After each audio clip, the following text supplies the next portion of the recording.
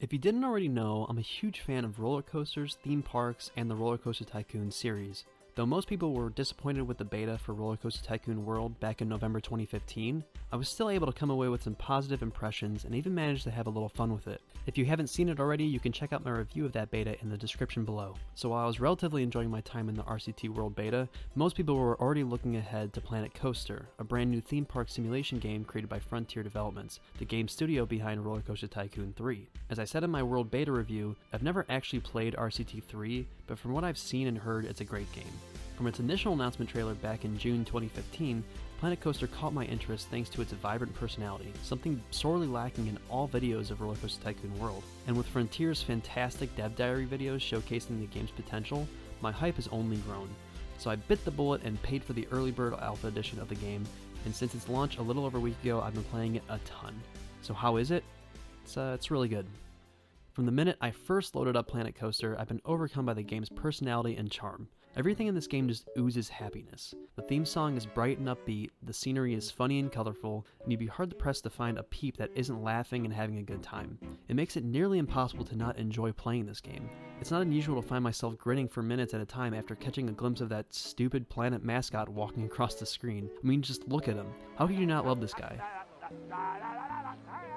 If you told me that the announcement trailer was truly indicative of how Planet Coaster would look and play, I would have never believed you. But amazingly, Frontier was able to pull it off. Quite frankly, this is the best aspect of the game, and it makes the Roller Coaster Tycoon World beta look like an absolute joke in comparison. This art style wouldn't be nearly as mind-blowing if it didn't have a great engine powering it, and luckily Planet Coaster does. The graphics in this game are just gorgeous. Even running at low detail, the game looks superb. Now, as I stated in previous videos, my build is nowhere near cutting edge, and as a result, it did have some trouble keeping up with Planet Coaster at times. When starting off my park, I was averaging around 40 frames at high detail and 60 frames at medium and lower, but as my park grew and the amount of rides and scenery increased, my PC was struggling to stay at 30 frames on high. Switching to medium had me bouncing in the 40s and 50s, occasionally dipping into the 30s as well. This was a bit disappointing for me, but it's still an early build of the game, and hell, I know my PC is in need of some upgrades, so maybe Planet Coaster will finally push me to pony up for a new GPU. Alright, now that that's out of the way, let's talk about scenery. I didn't talk a whole lot about scenery in my RCT World beta review because it was mostly an afterthought in that build of the game, but in the Planet Coaster Alpha, scenery is the main act. The scenery building system is not unlike the old RCT games where you place walls and objects piece by piece to create something greater. But while I never got terribly into custom scenery in RCT 2, Planet Coaster has me addicted to it. Even with the limited number of themed objects available in this first alpha build, it feels like the possibilities are endless. Over the course of the last week, the structures I built have become better and better, thanks in no small part to the Planet Coaster subreddit, where people have just been posting incredible stuff. Seriously, go check it out if you haven't already. These creations not only look awesome, but they're also pretty easy to make. While all scenery items can be placed anywhere on the map freely, putting down a building piece, like a wall or shop facility, will automatically create a grid around that object, allowing you to easily build onto it. Once your building's complete, you can select the entire thing as one piece and move, duplicate, or delete it. That feature may not seem like a big deal, but it helps tremendously when you find yourself in a situation where you no longer like the spot you chose to build your building. And that situation has already happened to me a few times in this first week. In older RCT games, if you wanted to move one of your structures, you would basically need to start from scratch. But in Planet Coaster, it's now a breeze. You no longer need to plan and commit to building certain structures in certain spots, and it makes the experience much less intimidating. One of my favorite things about the scenery editor is the ability to create complex interiors to buildings. Now you can technically do this in RCT 2, but it never really felt needed since 99% of the time you'd just be looking at the exterior of your buildings. But there's something really cool about bringing the camera to ground level and literally walking into a building you created. My favorite creation thus far was this small milkshake shop near my park's entrance, and that's mostly because of all the interior scenery I added into it.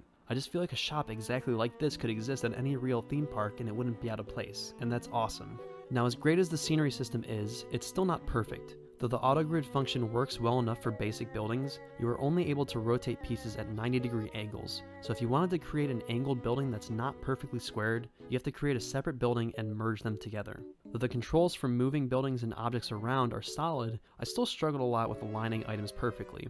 You have to rely on holding the control key down and moving the piece along one of the two axes, and even then, placing an object can sometimes screw with the orientation of the next object. Again, it's not terrible, but I think adding some kind of object snapping system would work better. For instance, if I wanted to place a line of streetlights, it would be nice if I could select the first light I placed so that each additional light could only be built perfectly in line with that first one. Speaking of lights, I think there needs to be some tweaking to the lighting scenery objects, as they just simply do not give off enough light. The problem becomes especially apparent with the interior building, as I need to place lights everywhere for the inside of a building to look even remotely lit up. And as much as I did say I love the interior building options, it can be really tricky to get it right with the camera system.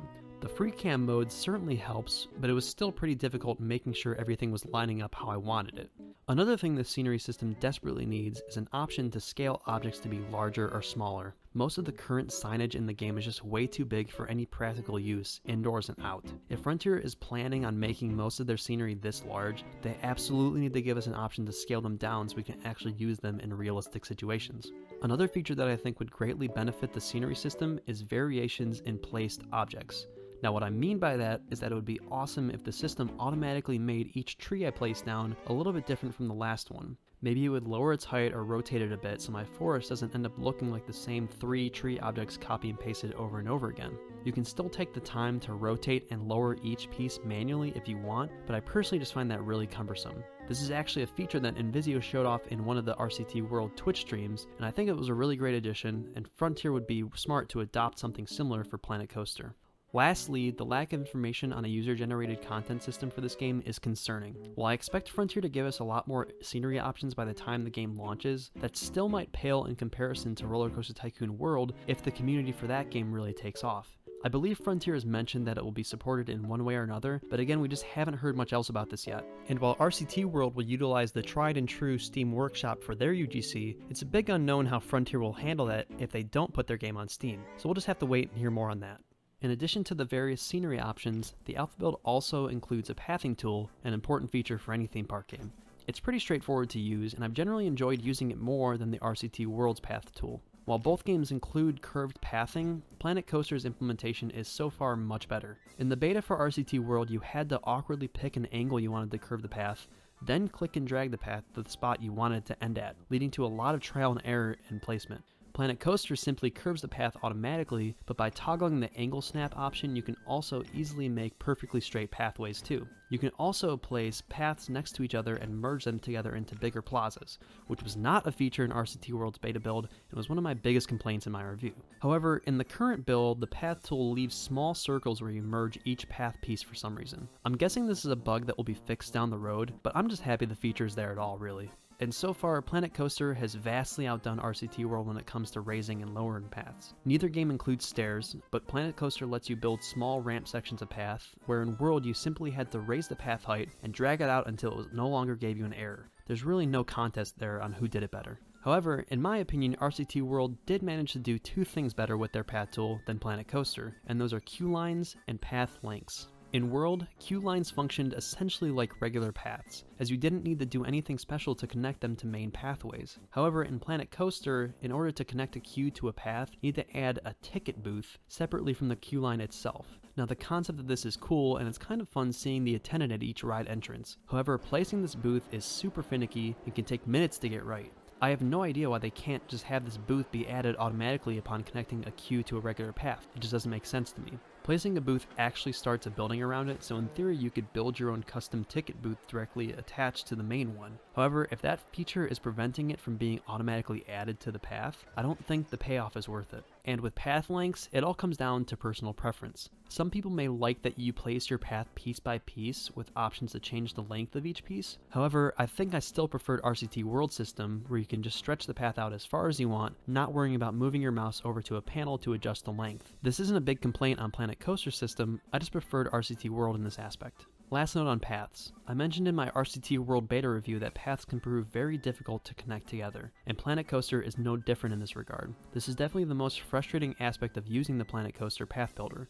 The system is really picky on where you can and can't connect pathways. This can be especially frustrating when working on pathways inside custom-built buildings. It simply does not work well this way. I think if Frontier develops some kind of flooring tile for buildings specifically, it would help a lot, but the entire system is definitely in need of some tweaking. It's just not in a good place right now. Now let's talk about rides. Though RCT World didn't include any flat rides in its beta, Planet Coaster's alpha actually offers quite a few flat rides to build right off the bat. They all look and sound fantastic. I especially love the sound of the Hammersling ride.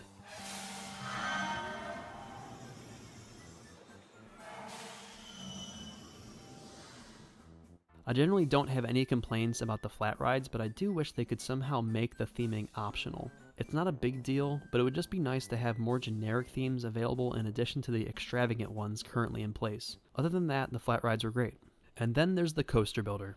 Now, I've been one of the few supporters of the Coaster Builder in the RCT World beta. It is in no way perfect, like, at all, but it definitely gives the user a lot of freedom and is brimming with potential, at least in my opinion. And while the beta for RCT World was specifically centered around the Coaster Builder, Frontier almost didn't include the Coaster Builder at all in this alpha since they don't think it's ready for prime time yet. But thankfully they allowed us to unlock it by searching for the word under construction in the menu. And after building 3 different coasters with it, I think I can honestly say that at this point, I prefer Roller Coaster Tycoon World's Coaster Builder. But don't hit that dislike button just yet, let's first go over what Planet Coaster does right. First, I greatly prefer Planet Coaster stations to Worlds. Currently, each coaster has a simple loading platform and an operator booth, which may look dull at first, but with the modular building tools you can easily build onto it and make something way cooler. This isn't even an option in World, as every station is pre-built for now, so kudos to Planet Coaster in this regard. The details on the trains and track pieces are also vastly superior in Planet Coaster, with the trains especially looking much more sleek and modern than their RCT World counterparts. And as with everything else in this game, the roller coasters sound incredible, again blowing RCT World out of the water here. When it comes to creating your roller coaster, the interface to do it is pretty straightforward. You can manipulate the track using 3 different nodes, one for turning the track side to side, one for raising and lowering the track's angle of descent, and one for banking. It works much like the Path Builder. You specify the length of each piece you want to build, and the option to toggle the angle snap is also there, allowing for a painless experience building straight track pieces, something I can't say about the Builder in RCT World's beta. There are also a lot of options for pre-built coaster elements right out of the box, including barrel rolls, vertical loops, and corkscrews. However, while I was building my B&M floorless coaster, I found most of these elements unusable simply because they're way too big. I would have had to build a gigantic lift hill for it to make it through a cobra roll of this size. From what I can tell, there is no option to scale these yet, so that absolutely needs to be added to the game at some point. Either way though, just comparing the pre-built loops between the 2 games, you can see how far ahead Planet Coaster is in this regard. When it comes to ease of use and user-friendliness, Planet Coaster's Coaster Builder is the clear winner. I think Frontier has created a great system that will allow even the most casual players a way to make great-looking roller coasters with little effort. So why do I still prefer Roller Coaster Tycoon World's Builder? Because simply put, I am not a casual player. Hell, I'm the guy who made a nearly hour-long video on how to make inversions in RCT World's beta. If I see the potential in a game, I will slog my way through it until I reach that potential.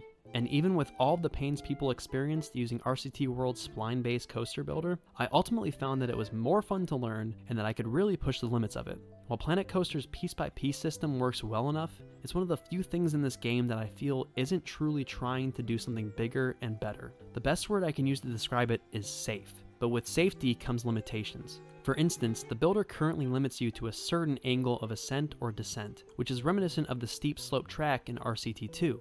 Now this isn't necessarily a bad thing, but in RCT World I really enjoyed creating large swooping drops, especially on my Fury 325 recreation. With such limitations on both the angle of descent and track length, a Fury 325 recreation in Planet Coaster's current state would frankly look like shit. And as much of a pain it is to create inversions in World's Coaster Builder, it was still comforting to know that you could manipulate the track in virtually any way that you want to create an inversion completely unique to your build. With Planet Coaster, I don't have nearly as much freedom to do that. So ultimately, it comes down to what you want. Would you rather use a safe and more reliable system to build coasters that are solid, if not a bit unremarkable? Or would you prefer a riskier, more innovative builder that can lead to frustration, but also potentially greater results? Put me in the latter group. Either way, I love that Invisio and Frontier are doing different things with their games, and I think both implementations are successful in their own ways. And the best part about that is that none of this is final. If Frontier wasn't comfortable with showing off their builder at this point and it still works this well, then it will probably be even better down the road. And I would love nothing more than to eat my own words on this, so show us what you got, Frontier. Coaster builders aside, it should be clear to this point that I've enjoyed Planet Coaster's alpha much more than Roller Coaster Tycoon World's beta. Frontier has really stepped it up with Planet Coaster and has created something that can truly be special. However, it still remains to be seen how much more game we'll get.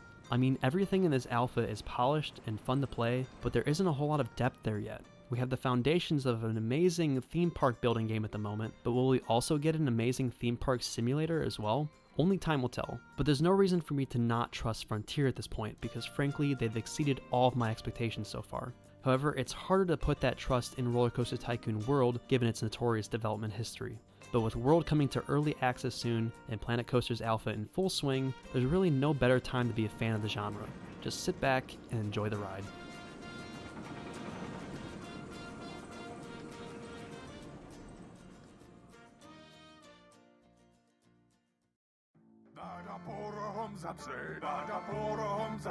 Jari for nook barbray, Jari for nook barbray, Tillidora capatu, Tillidora capatu, This is la personne.